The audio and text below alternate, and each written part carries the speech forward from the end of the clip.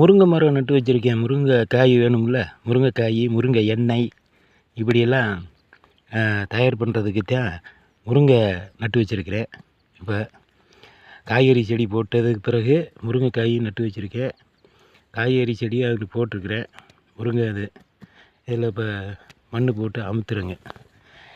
நம்ம ஏதேதோ எண்ணெயெல்லாம் போட்டு புழங்கிட்டு இருக்கோம். ஆனால் முருங்கை எண்ணெயில் உள்ள சத்து எதுலேயுமே கிடையாது. அந்த மாதிரி ஒரு மருத்துவ குணம் உள்ளது தானுங்க முருங்கை. அந்த முருங்கையைத்தான் நான் விவசாயத்தில் ஒரு பங்காக எடுத்திருக்கிறேன். எல்லா காய்கறியும், கொய்யா செடி, தென்னை மரம் இப்படி எல்லாமே வைக்கும்போது இது முருங்கை மரமும் இடையில வைக்கணும் அப்படின்ற ஒரு எண்ணத்தில் தான் முருங்கை போட்டிருக்கிறேன்.